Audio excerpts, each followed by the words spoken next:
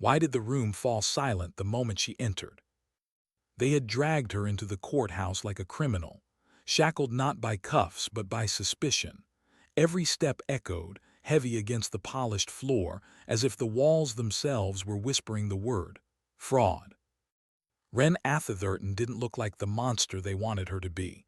No wild eyes, no defiant grin, just a woman in a navy blazer, a plain white shirt beneath, and a gait marked by the faintest limp. Hardly noticeable unless you were looking for it. But of course they were looking. Everyone was. She claimed she was a SEAL.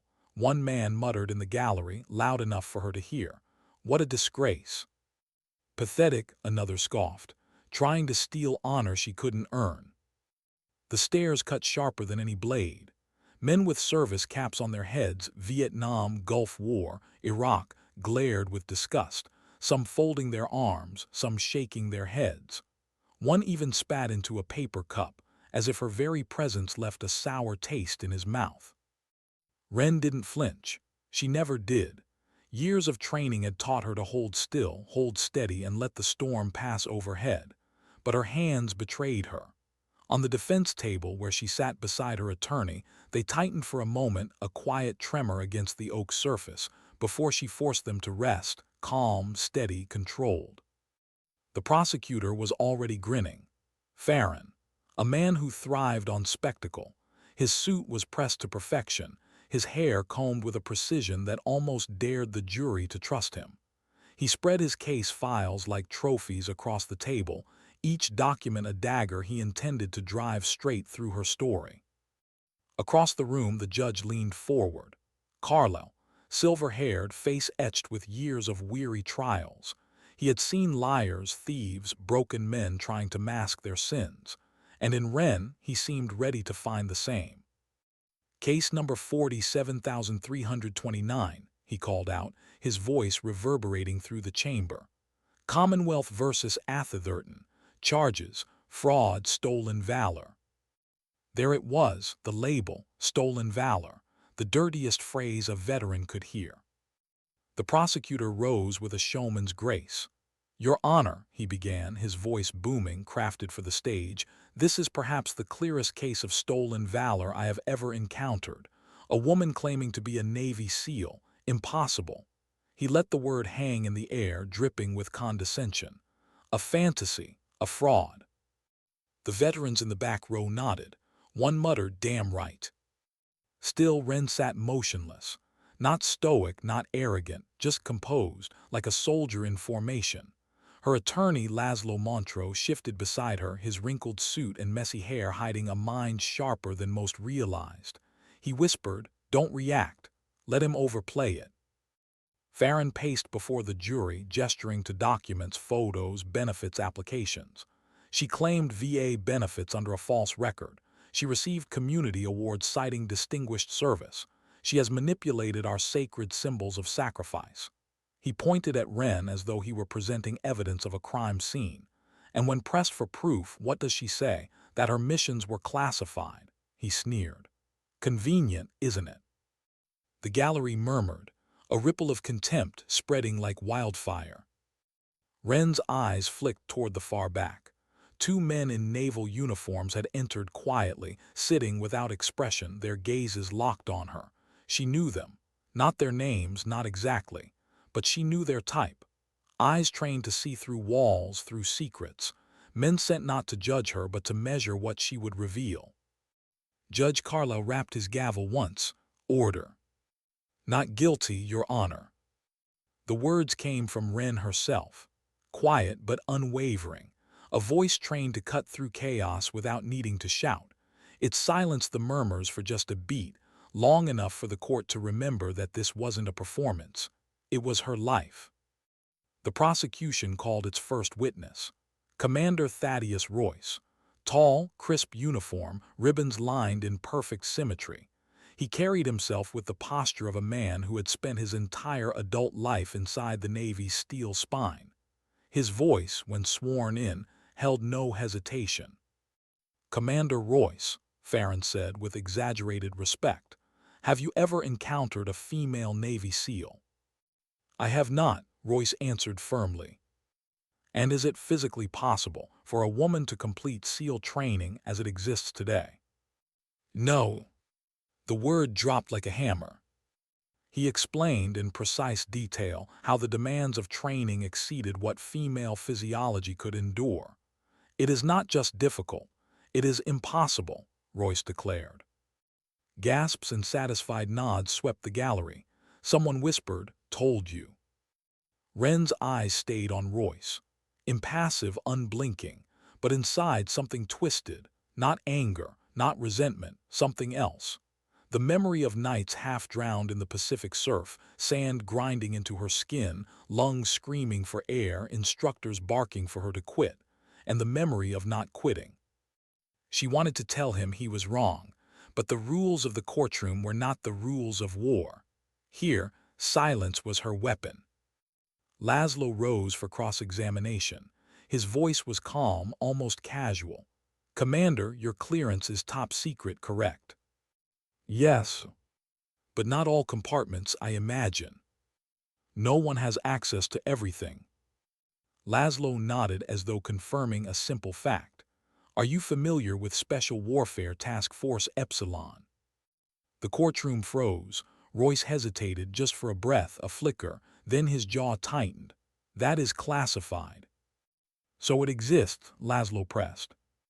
"I can neither confirm nor deny," Royce replied, "but the damage was done." A ripple of unease moved through the jury, through the gallery, even through Judge Carlisle's eyes. Wren shifted slightly, just slightly, enough for Lazlo to catch it, enough to signal it was beginning. The prosecutor objected, the judge sustained, but the silence that followed was different now. Less certain, less absolute. As Royce stepped down, Wren's gaze followed him. He had sworn it was impossible, and yet, for the first time, doubt had crept into the room. The next witness spoke of paperwork, records that didn't exist, applications flagged as fraudulent. Protocols followed, inquiries sent, responses inconclusive. Inconclusive, not denial, not confirmation, just shadows where answers should have been. And through it all, Wren sat, the whispers clawing at her back, the veterans glaring, the prosecutor building his castle of certainty.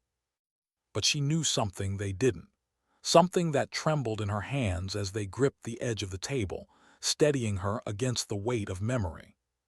She remembered the first time they told her she couldn't, the sneers, the dismissals, the same words Royce had spoken today, impossible, and she remembered answering them not with words but with action, one evolution at a time, one step at a time. Now in this room she faced the same mountain, the same impossible wall. But she had climbed it before. She just hadn't shown them yet. Not yet. What happens when doubt walks into a room that thought it already knew the truth? By the time Commander Royce stepped down from the witness stand, the air in the courtroom had shifted. Not much, just enough for people to glance at one another, just enough for silence to carry weight. His words had been firm, absolute until they were. That hesitation, that flicker when Lazlo mentioned Task Force Epsilon, it had cracked something open. The prosecutor pretended not to notice. He stacked his papers neatly, adjusted his tie, and smiled with the confidence of a man convinced his victory was already written. But behind his polished performance, his eyes darted once toward Wren. For the first time, there was a hint of uncertainty. The next witness spoke of documents and databases. A VA administrator named Elijah Winters. His testimony was precise, technical, the language of systems and protocol. He explained how Wren's benefits application had been flagged, how no record existed of her completing SEAL training, how the inconsistencies had demanded investigation. His words were sharp, but they lacked the certainty of Royce's. He admitted reluctantly that his final verification request had come back inconclusive. Not denial, not confirmation, just inconclusive. Inconclusive, Lazlo repeated during cross-examination, not rejected outright. "No," Winters admitted, "but the burden of proof lies with the claimant."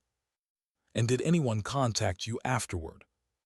Winters hesitated, his eyes flicking toward the back row. The two naval officers sat perfectly still, hands folded, faces unreadable. Yes, yesterday, from Naval Intelligence. They requested copies of all files. The gallery erupted, whispering, shuffling. Someone hissed, "Naval Intelligence, what the hell does that mean?" The judge hammered his gavel. "Order, this is a courtroom, not a circus." But even Judge Carlisle's voice carried a new weight. He had noticed, too. He was watching Wren differently now, not as a liar on trial but as something else, something still hidden. One by one, the prosecution stacked more witnesses. A veterans group leader who sneered about a disgrace to real warriors. A historian who spoke of the SEALs as an unbroken wall of men. A female officer who had once applied for Bud S and been rejected. Each testimony painted Wren as the fraud they wanted her to be. And still she sat there, silent, composed, the storm hammering against her and her body refusing to bend. But silence is not absence. Sometimes silence is preparation.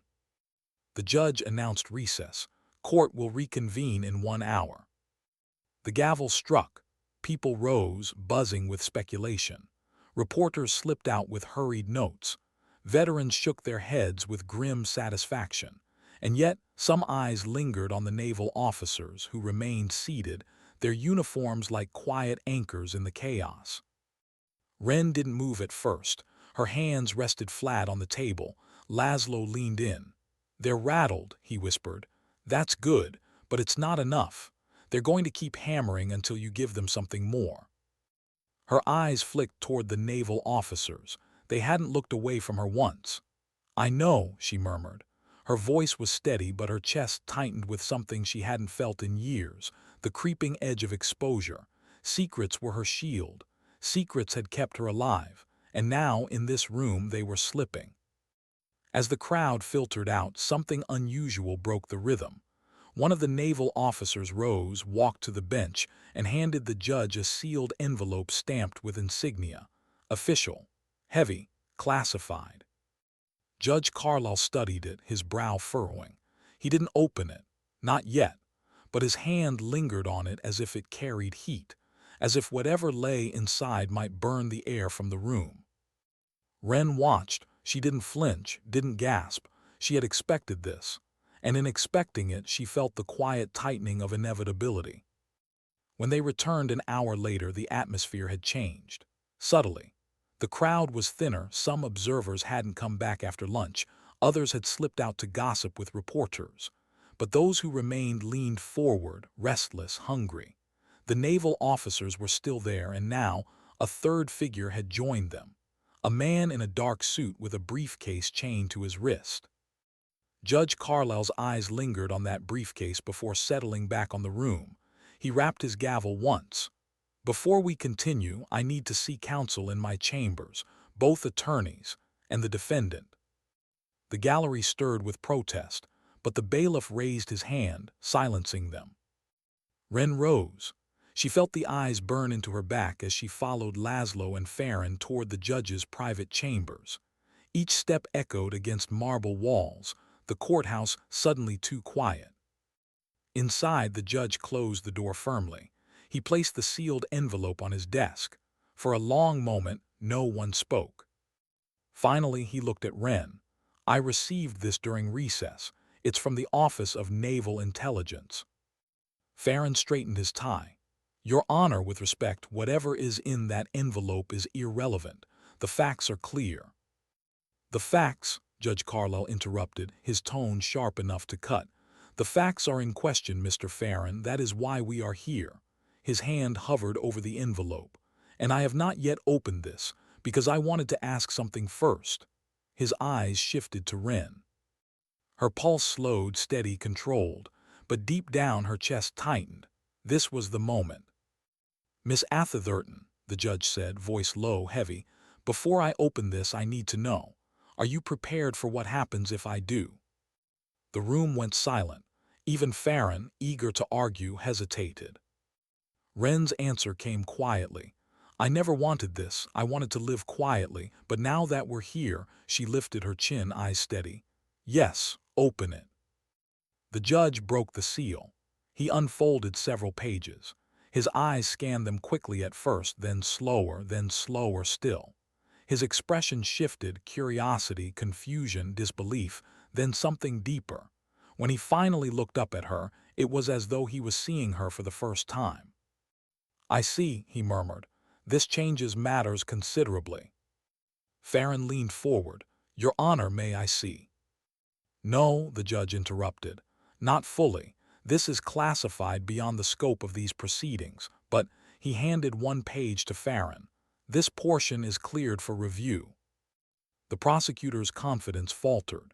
His face drained of color as his eyes darted across the page.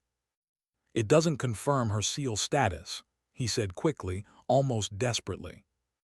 No, Judge Carlisle agreed. But it does confirm that parts of her service record are classified at a level far beyond this court. That, at minimum, creates reasonable doubt. We need clarification, Farron insisted. We need someone from naval intelligence to testify. That appears to be arranged, the judge interrupted, glancing at the man with the handcuffed briefcase. Captain Meridian is here. Wren exhaled slowly, the breath steady, measured. She had known this moment would come.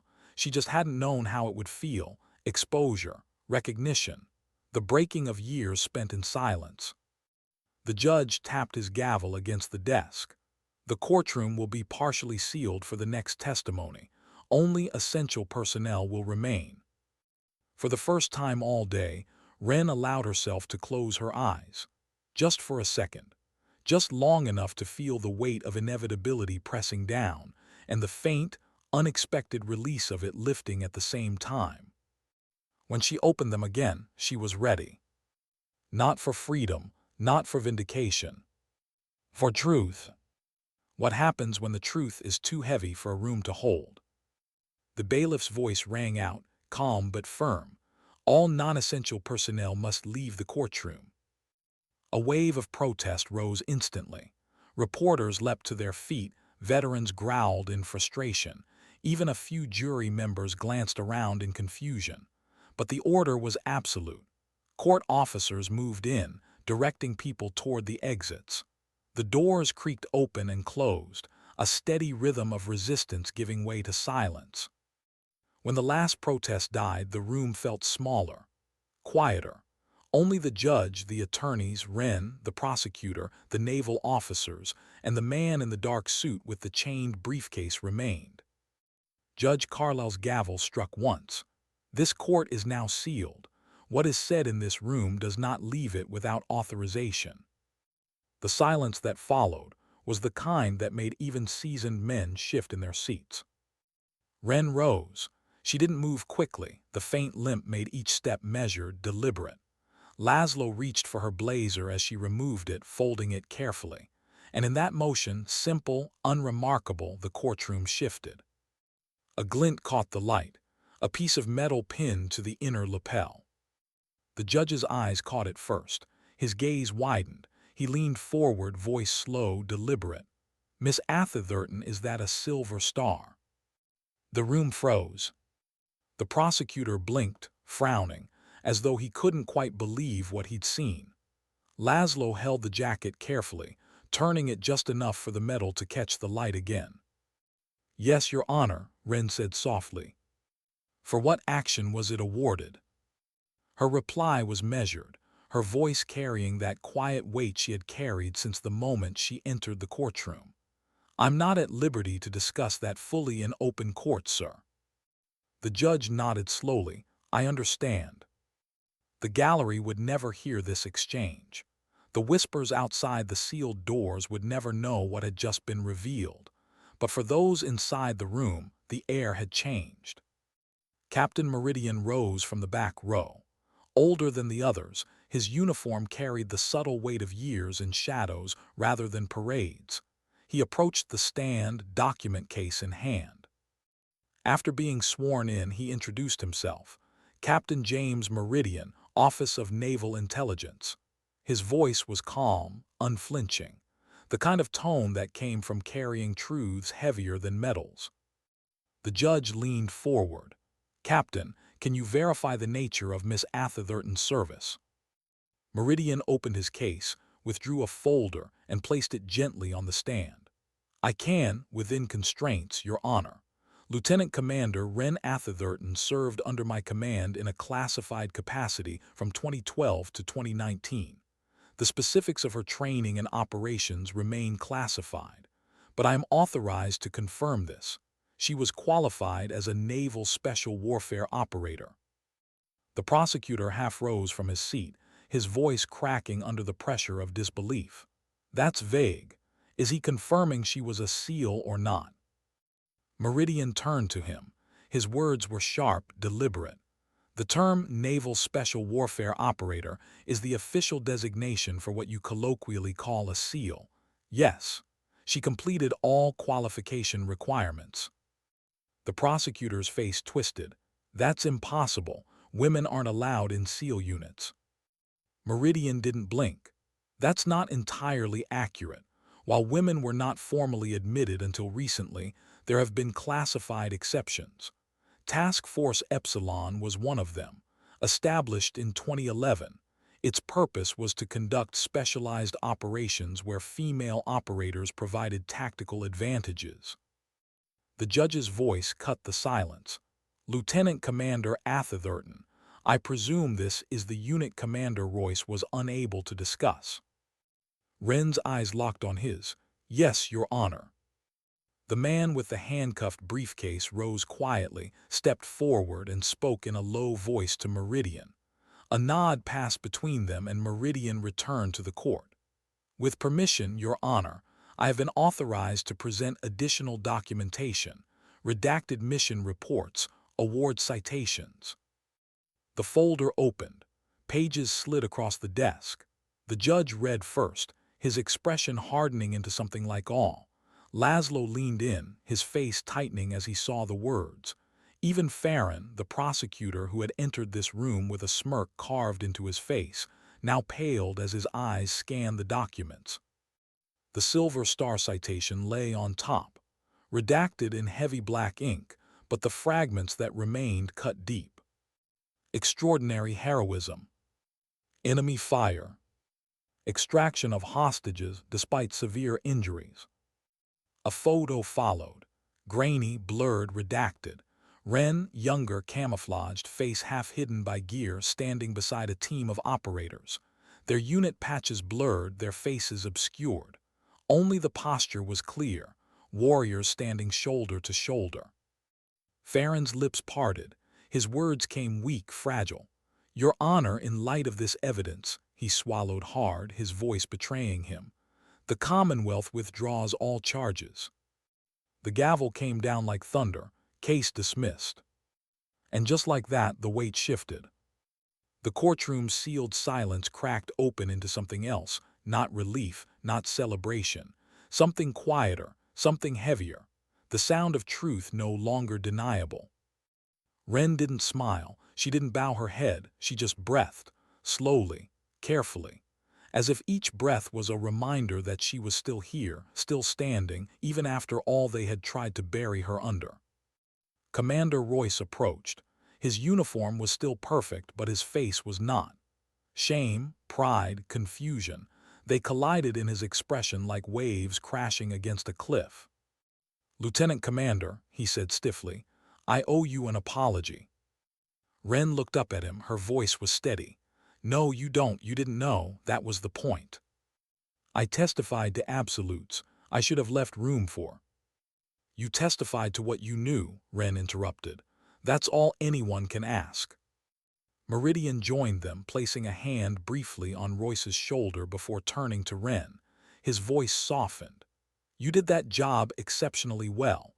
The program wouldn't have survived without you." Her expression tightened. Praise had never sat comfortably with her. The others deserve just as much credit.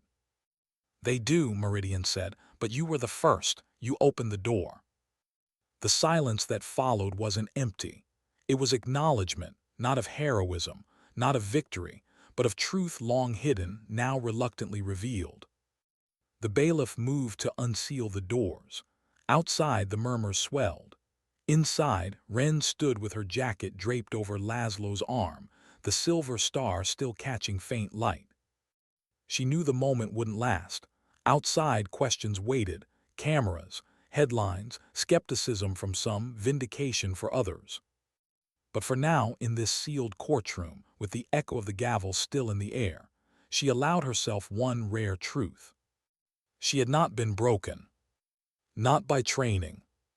Not by secrecy. And not by accusation. Why do people only believe when they see it with their own eyes? The heavy doors creaked open. The seal was lifted. The courtroom filled again with footsteps, whispers, the shuffling of returning bodies who had no idea what had just happened in their absence. The veterans came first. Caps worn with pride, medals pinned to old jackets, faces lined with years of service. They had entered earlier with contempt in their eyes. Now they returned with something else. Confusion, hesitation. The sound of their boots on the wooden floor was slower this time. Wren stood by the defense table, jacket folded over Lazlo's arm, the faint glint of the silver star still visible to those close enough to notice. The light caught it once more, and the gallery fell into uneasy silence. The judge's voice carried over them. Case dismissed. Lieutenant Commander Atherton is free to go. The gavel struck, final, irrevocable. But freedom was not the same as peace. Wren gathered her things. She moved with the same measured patience she had shown all day, her limp more visible now that the tension of restraint had lessened. Lazlo hovered nearby, protective in his own way, shielding her from the first wave of curious eyes. Commander Royce stepped forward. His voice carried the weight of his earlier testimony and the shadow of his regret. "Lieutenant Commander," he said, the formality clung to his words like armor. "You deserved better than what I said up there." Wren met his gaze. Her expression was neither forgiving nor accusatory, just steady. "You spoke to what you knew. That was your job." "It wasn't enough," he admitted quietly. His jaw tightened, and for the first time all day, the rigidity in his posture softened. "I should have considered the possibility that there were truths I hadn't been given." Her reply was soft, almost gentle. "The program was built on secrecy. You weren't meant to know." Royce inclined his head. Not quite a bow, not quite surrender, something closer to respect. The veterans in the gallery shifted uncomfortably. Some avoided her eyes. Others stared openly, caught between pride and shame. One man, older, his Vietnam-era cap frayed at the edges, stepped forward. He removed it slowly, holding it in his hands. "Ma'am," he said, his voice cracked. "We judged you too quickly. I judged you too quickly." Wren's throat tightened, but her face remained calm. "You didn't know." "We should have," he said firmly. "Brothers and sisters in arms don't assume the worst. We failed you in that." The silence that followed was heavier than any gavel. From the back of the room, a younger soldier stood. Army dress blues, fresh uniform, polished shoes. She couldn't have been more than 22. She straightened instinctively when Wren's eyes met hers. "Ma'am," she said, voice trembling, "I just wanted to say thank you." Wren tilted her head. "What's your name, soldier?" "Specialist Garcia, ma'am. Alicia Garcia." "And your plans?" Wren asked. Garcia swallowed. "Ranger school, people say it's impossible. They say women can't make it." A faint smile touched Wren's lips, the kind that carried both pride and memory. "People say a lot of things are impossible. Sometimes they're wrong." The young soldier's chin lifted. The doubt in her posture melted into something firmer, determination. The bailiff gestured toward the exit. "This way, Lieutenant Commander." Wren nodded. She turned, her step slow, deliberate. Lazlo at her side, Royce and Meridian lingering behind. The doors opened again, and the noise hit her like a wave. Reporters had gathered on the courthouse steps, cameras flashing, microphones thrust forward. Voices overlapped, each one demanding her story. Lieutenant Commander, can you comment on the charges being dropped? Were you really one of the first female SEALs? What missions were you on? How did you earn the Silver Star? Wren paused at the top of the steps. For the first time all day, the composure wavered, not broken, but tested. The attention pressed down heavier than the accusations had. She had lived years in silence. Now the world wanted her words. She didn't give them. She descended the steps slowly, and as she did, something unexpected happened. The veterans who had once scoffed and spat now stood in two lines flanking the staircase. One by one, they came to attention. One by one, they saluted. The sound was not loud. No applause, no cheers. Just the soft snap of hands to brows, the silent acknowledgement of respect. Wren moved between them, her limp more pronounced under the weight of the moment.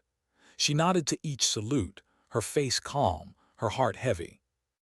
Respect was harder to carry than contempt. At the bottom of the steps, Captain Meridian waited.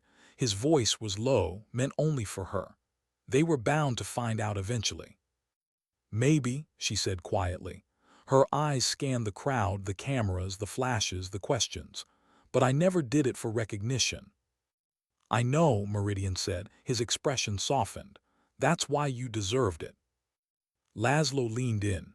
My car, around the corner. We can slip out the side entrance. Wren shook her head. No need to hide now. But as they crossed the plaza, reporters still shouted. Microphones still reached. Cameras still flashed. And though she ignored them, the questions lingered in the air like smoke. Her silence was an answer, but one they weren't prepared to accept. Commander Royce approached once more. His earlier stiffness was gone, replaced by something closer to humility. He extended his hand. Lieutenant Commander Atherton, a proper apology, and my respect. She took it briefly, firm grip, nothing more. You don't owe me anything, you did your job. He shook his head. You did more than a job. You carried a weight most of us never even knew existed. Her jaw tightened. Recognition was never the point. Meridian's voice joined them. It is now. The Secretary of the Navy has authorized limited disclosure of Epsilon's existence. Your name will be part of that record. Wren froze for a fraction of a second. The words settled in her chest like stones. Public record, exposure, the very thing she had fought against for years. Was that necessary? She asked. Meridian's eyes didn't waver. When these charges were filed, yes, we couldn't let one of our best be branded a fraud. The crowd pressed closer, hungry for answers. Lazlo shielded her as best he could, guiding her toward the car. But before she left, a voice broke through.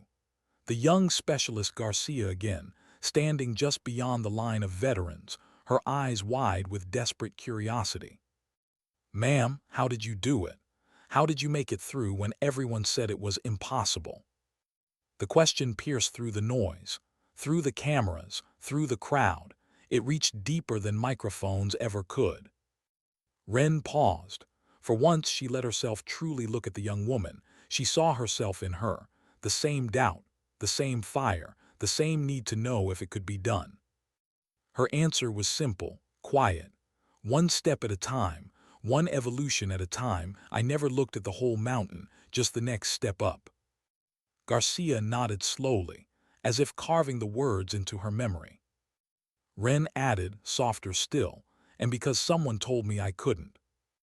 The young soldier smiled faintly. It wasn't joy, it was something stronger, resolve. Wren turned, slipping into Lazlo's car. The crowd blurred behind tinted glass. The courthouse steps shrank away. But the echoes of salutes, soft, silent, unyielding, stayed with her. Why is it that silence feels heavier than noise? The car pulled away from the courthouse, leaving behind flashing cameras and shouted questions. The city blurred past the windows, but Wren wasn't watching. Her gaze rested on nothing, fixed inward, as though she were still standing on those courthouse steps with the line of saluting veterans on either side of her. Lazlo drove in silence, respectful of her need for space. Only when the courthouse was blocks behind did he finally speak. That could have gone worse. Wren let out a breath she didn't know she was holding. It almost did. You could sue, you know, defamation, false charges. That prosecutor painted you as a fraud in front of half the county. No, she said firmly. Her tone wasn't harsh, but it carried finality. That's not why I fought this. Lazlo glanced at her, one hand on the wheel, the other tapping nervously against the gear shift. Then why? Her eyes turned toward the window. The reflection of her face stared back, steady but tired. For them, she said softly. For the ones who didn't come back, and for the ones who will come after. The car rolled on in silence. The courthouse was far behind now, but the burden it had unearthed pressed harder on her chest. When Lazlo asked if she wanted to go home, she shook her head. Drop me at the memorial. He didn't argue. The Veterans Memorial Park stretched wide and quiet under the afternoon sun. Monuments rose from the earth like solemn guardians, their black granite faces reflecting sky and shadow alike. Pools of water mirrored the fading light, their surfaces broken only by the occasional ripple. Wren stepped out of the car, inhaling deeply. The air felt cleaner here, less judgment, less noise, only memory. She walked slowly along the paths, her limp noticeable on the long stretch of stone. Her hand brushed the cool surface of engraved names as she passed, each one a story, each one a silence. Her steps slowed at a newer section of the wall. She stopped, tracing her fingers across the polished granite until they rested on a single name, Logan Hayes. She froze there, her shoulders stiffened, her breath caught. Logan. The best of them. The kind of operator whose presence steadied a team even in the darkest hours. The one who had smiled in the mud, cracked jokes under fire, carried others when they thought they couldn't go on. And the one who hadn't made it out. Her hand pressed against the engraved letters as though touch could bridge time. 1,000 unspoken words pressed against her chest, words she'd never said, apologies she could never deliver, gratitude she could never repay. She didn't notice she wasn't alone until she felt a presence behind her. Thought I might find you here. She turned. Captain Meridian stood a few steps back, his uniform crisp, his hands clasped loosely in front of him. He carried something, a small wooden box, polished, heavy with meaning. Keeping tabs on me, Captain? She asked, her voice steady despite the tension in her throat. Old habits, he admitted with a faint smile. His eyes shifted toward the name under her fingers. Hayes was a good man. The best, she whispered. He would have made it out if he hadn't come back for me. Meridian stepped closer, his tone softening. He made his choice, Wren, the same choice you would have made. Her jaw tightened. That doesn't make it easier. No, Meridian said quietly, it doesn't. He opened the box in his hands. Nestled inside on velvet lining was a trident insignia, the seal emblem, gleaming gold in the fading sunlight. Wren's breath caught. She hadn't seen hers in years. She had turned it in with the rest, a symbol of a life lived in shadows. I thought you might want this back, Meridian said. It's yours. Her eyes lingered on it long and heavy. Then she shook her head. Keep it with the others where it belongs. The others are being displayed now, he told her. There's an exhibit at the Navy Museum, Task Force Epsilon, redacted of course but acknowledged. Your place in that history should be recognized. Her voice was firm but her hands trembled against the wall of names. My place was doing the job. That was enough. Meridian studied her in the fading light, his features half shadow. Is that why you've been living like this, alone, out in the wilderness more than in the world, a life in silence? She turned sharply. Are you psychoanalyzing me now, Captain? Just making observations, he replied gently. You know the program didn't end with you, it expanded. There are 27 women now who have completed training, serving, leading. 3 have silver stars, 1 has a Navy Cross. Her eyes flicked toward him, surprise breaking through her calm exterior. Who? Martinez, he said. Somalia 2 years ago. For the first time in hours, something like a smile touched Ren's lips, a ghost of pride. Good for her, she was stubborn. Like someone else I know, Meridian said quietly. He placed the box on the granite ledge beside Hayes's name. Think about it, Ren. Your story matters, not just for you, for them, for the ones coming after. She didn't answer. She just stared at the trident gleaming in the last light of day, torn between the weight of secrecy and the pull of legacy. As Meridian left her in silence, she picked up the box. The emblem rested against her palm, cold and heavy, its edges digging into her skin. A family approached the memorial. A man and woman, their young daughter in a crisp junior ROTC uniform. The girl's posture was straight, her face solemn as she placed a small bouquet at the base of the wall. She lingered, tracing the engraved letters with tiny fingers. When she turned, her eyes caught Ren's. Recognition flickered. She hesitated, then raised her hand in a crisp salute. Ren returned it automatically. Military precision, muscle memory. The girl's face brightened with quiet pride before she hurried after her parents. Ren remained still, her hand dropping slowly back to her side. Something stirred deep within her. The past had always been her burden, but maybe, just maybe, it was also a torch. Twilight deepened. The names on the wall reflected faint starlight. Ren stood before them, the trident heavy in her hand, the weight of memory pressing hard. And yet, for the first time in years, she didn't feel entirely alone. What do you do when the secret you've lived for years refuses to stay buried?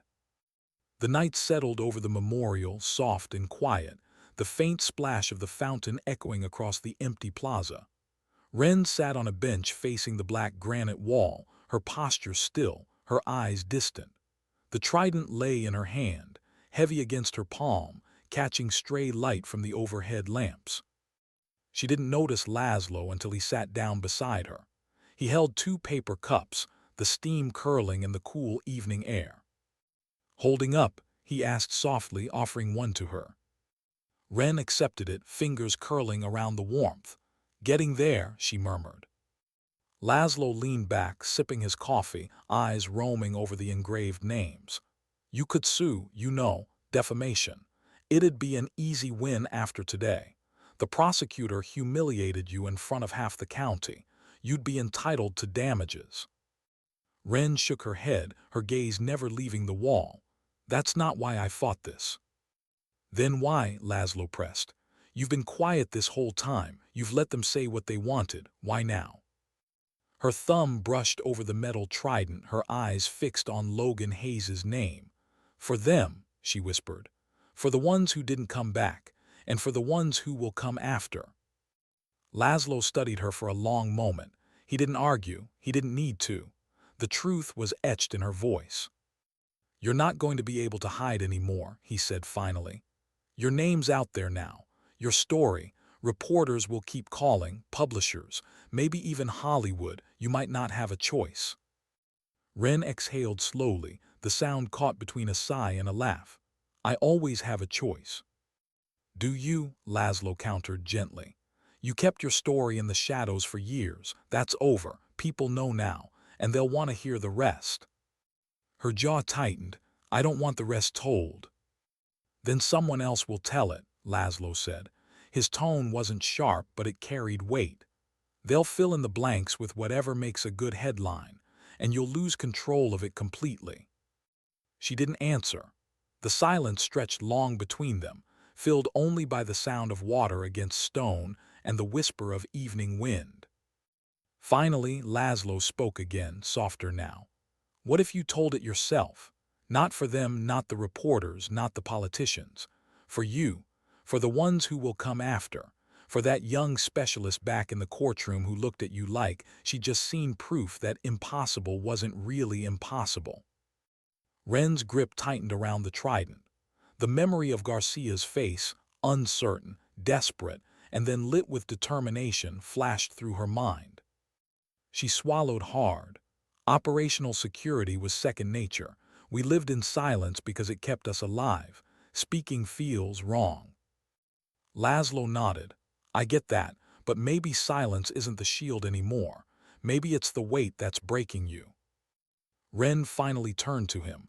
Her eyes were steady, though faint exhaustion lined them. And if I told it, what then?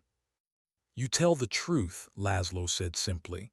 Not about every mission, not about classified details, but about what it meant, about what it cost, about why it mattered. You write it so they know, so those coming after don't walk into the same walls you did. She looked back at the wall of names. Hayes, Martinez, others blurred into the stone, each one heavy with memory. Some battles you don't fight to win, she murmured. You fight them to show they can be fought. Lazlo smiled faintly. That sounds like the first line of your book. Wren let out a quiet laugh, shaking her head. Not a book. I don't want to be a headline. I don't want my face on posters. Then don't make it about you, Lazlo said. Make it about them, about Epsilon, about all of you. Her silence was long, contemplative. Do you know a publisher? She asked finally. Lazlo grinned. I know a few. The two of them sat quietly, sipping coffee, their reflections caught in the black granite wall alongside the names. For a brief moment, Wren allowed herself something she hadn't felt in years, the possibility of release. Not recognition, not fame, just truth. As the night deepened, Lazlo rose. Come on, I'll take you home. Wren hesitated, her eyes still fixed on Hayes's name.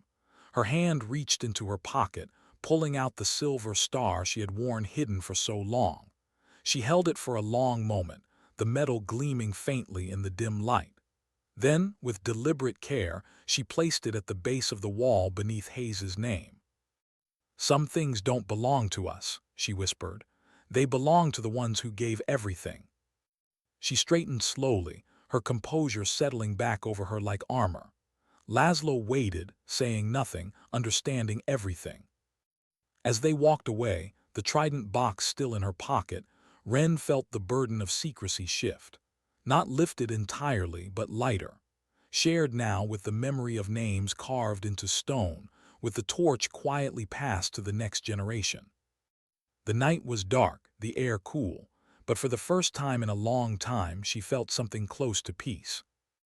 What happens when the story you never wanted to tell refuses to stay quiet? The morning after the courthouse, Wren's phone began to ring. It didn't stop. Reporters, publishers, old acquaintances. Some voices carried awe, others suspicion. All of them wanted a piece of the truth, or at least the truth as they imagined it. She let the phone ring. She always did. Instead, she sat at her small kitchen table, a cup of black coffee cooling untouched in her hands.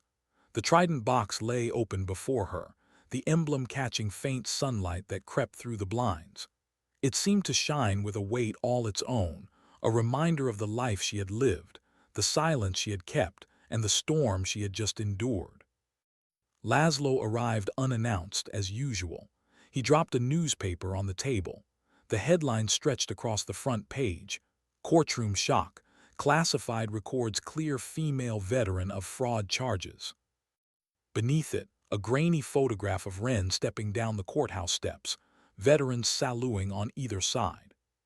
She frowned. They weren't supposed to print this. They weren't supposed to know, Lazlo replied, dropping into the chair across from her. But once the doors unsealed, it was inevitable. Someone talked. Someone always talks. Wren's jaw tightened. This is exactly what I didn't want. Then maybe it's exactly what was needed, Lazlo countered. Look at this, he tapped the page. They didn't just run the story. They ran the picture. Veterans saluting you. That's not scandal, that's respect. She closed the box with a snap, her voice low. Respect isn't what I wanted. No, Lazlo said, but it's what you earned. The words hung heavy in the air. By afternoon, there was a knock on her door. Not reporters this time, not publishers.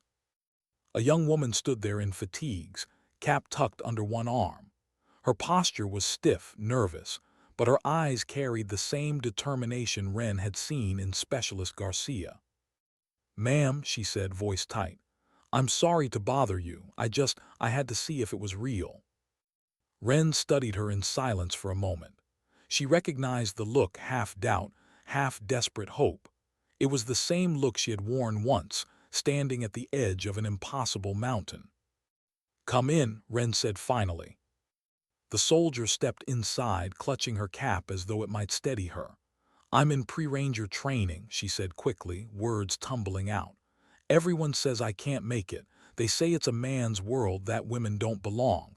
But then I saw your story, and I thought if you could do it—" She stopped, her breath catching. "Maybe I can too." Wren felt the weight of the words, heavier than accusations, heavier than medals. She motioned for the soldier to sit. "Listen to me carefully. People will tell you it's impossible. They'll tell you to quit before you start. You can't listen to them." The soldier nodded quickly. "But," Wren continued, her voice steady, deliberate, "you also can't romanticize it. It's going to break you, not once, not twice, over and over again. You'll be cold, wet, hungry, pushed beyond what you think you can survive, and you'll want to quit. You'll hear the bell ringing in your head. That's when you decide who you are." The soldier's hands tightened around her cap. "How did you do it?" Wren paused. Her throat tightened. She thought of nights on cold sand, lungs burning, bones aching. She thought of Hayes, of others who had carried her when she thought she couldn't go on. "One step at a time," she said quietly. "One evolution at a time. Don't think about tomorrow. Don't think about the mountain, just the next step." The young woman swallowed hard, then nodded. "Thank you, ma'am." When she left, Wren stood in the doorway, watching her disappear down the street. Something stirred in her chest, not pride, not recognition. Something closer to responsibility. Later that week, she attended a veterans gathering. Not for herself. She had never liked the spotlight. But the call had come from an old teammate's widow, and she couldn't say no. The hall was full of uniforms, both crisp and worn. Men and women of every era, from Vietnam to Afghanistan, gathered in shared silence and shared scars. When she entered, the room quieted. Heads turned. Some nodded. Others avoided her gaze. Respect was complicated, especially when it came late. One man, the same veteran who had spat in the courtroom, approached her cautiously. He held his cap in his hands, his eyes lowered. "Lieutenant Commander," he said, his voice gravelly, "I owe you an apology." Wren regarded him carefully. He looked smaller now, not weaker, just stripped of certainty. "You don't owe me anything," she said softly. "We judge what we can see. You couldn't see me." He shook his head. "Doesn't excuse it. We talk about honor, about brotherhood, and then I turned my back on one of my own. That's not what we're supposed to be." Wren placed a hand lightly on his shoulder. "Then don't turn your back on the next one. That's what matters." The man's eyes welled, and he nodded. As the evening wore on, more veterans approached. Some with questions, some with quiet words of respect, a few with tears. Wren answered what she could, deflected what she couldn't, always steering the conversation back to others, to the ones who weren't there to speak for themselves. By the end of the night, she stood outside alone, the cool air brushing against her face. Lazlo joined her, hands in his pockets. "You realize what's happening, don't you?" he asked. Wren glanced at him. "What?" "You're becoming a symbol," he said simply, "whether you want to or not." Her jaw tightened. "I didn't ask for that." "No," Lazlo agreed, "but sometimes symbols aren't chosen, they're revealed." Wren looked out at the darkened horizon, her thoughts heavy. A symbol, a torch, a burden. She had carried many before. This one felt different. But as she remembered the young soldier at her door, Specialist Garcia's determined face, and the salute of a girl at the memorial wall, she realized something. Maybe this was the mission now. Not secrecy, not survival, but legacy. What does it mean to live in silence for so long, only to discover that silence itself can become a lie? Weeks passed after the trial, and the world around Wren shifted in ways she couldn't control. Headlines came and went. The debates started. Endless chatter on television screens and radio stations. Should women serve in the SEALs? Was Task Force Epsilon real? What else was the government hiding? Wren ignored most of it. She'd never cared for debates. She cared for truth. And truth wasn't a thing you shouted into a microphone. It was something you carried, quietly, relentlessly. Still, the knocks at her door kept coming. Young soldiers, veterans, even parents of daughters who wanted to serve. They didn't want gossip. They didn't want politics. They wanted to look into her eyes and see if it was real. Each time, Wren gave them what she could. Not details, not classified facts, just the quiet reassurance that the impossible wasn't always impossible. But the weight grew heavier.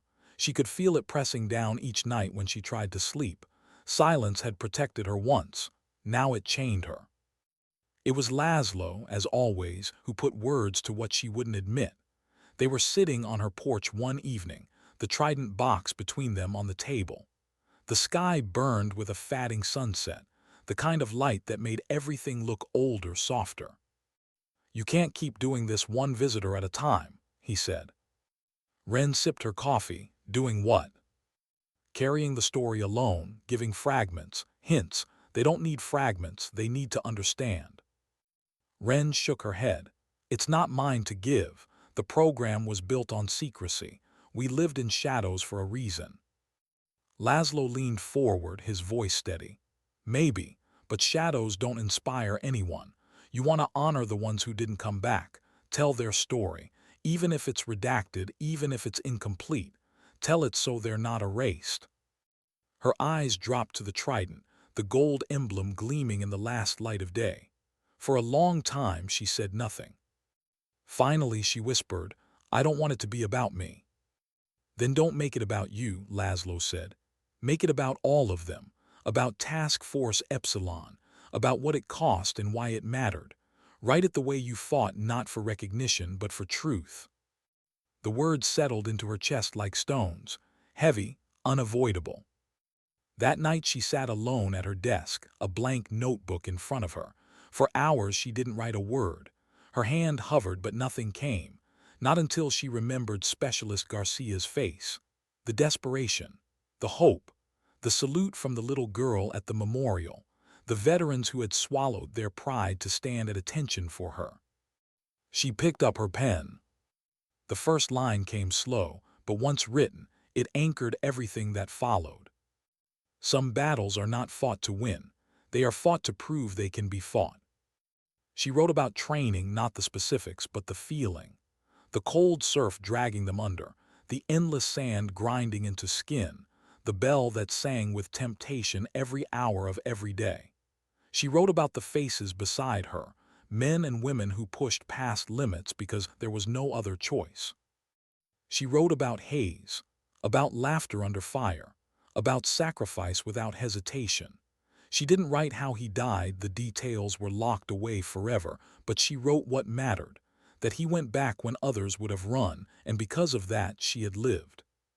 She wrote about silence, about the burden of carrying truths that could never be spoken, about the way secrecy kept her alive but nearly erased her at the end. And she wrote about legacy, about the ones who came after, about how courage didn't belong to men or women, but to anyone willing to pay the price. Hours slipped by. When she finally set the pen down, the notebook was no longer blank. It was a beginning. Days later, she met Lazlo again at the memorial. The morning light stretched long shadows across the granite walls. Visitors came and went quietly, laying flowers, tracing names. Wren stood before Hayes's name, her notebook tucked under her arm. Lazlo joined her, his usual casual air subdued in the presence of so much silence. "Well," he asked. Wren exhaled slowly. "It's not a book yet, just words, fragments, but maybe that's enough to start." Lazlo smiled faintly. "Sometimes fragments are the only truth we get." They stood there for a long time. No words, just silence, shared. Before they left, Wren reached into her pocket and withdrew the silver star. She had taken it back from the wall days earlier, unable to leave it behind completely. She held it one last time, then placed it gently beneath Hayes's name again. "Some things don't belong to us," she whispered. "They belong to the ones who carried us." Lazlo rested a hand on her shoulder. He didn't try to stop her. He understood. As they walked away, Wren straightened her back. Her limp was still there, a reminder of what had been taken. But her steps felt lighter now, carried not by secrecy but by something else. Responsibility. Not to herself, not to the reporters. To the next soldier who would be told it was impossible. At the edge of the memorial, a girl in junior ROTC uniform stood with her parents. She recognized Wren instantly, her eyes wide with admiration. She snapped a crisp salute. Wren returned it slow and steady. A torch silently passed. The girl smiled, her chin lifting higher than before. Wren turned, the notebook still in her hand. She had spent her life living in silence. Now she understood something simple. Silence can protect, silence can preserve. But sometimes silence erases. And some stories deserve to be told, even if only in fragments, even if only whispered. Because dignity doesn't always speak. Sometimes it simply acts.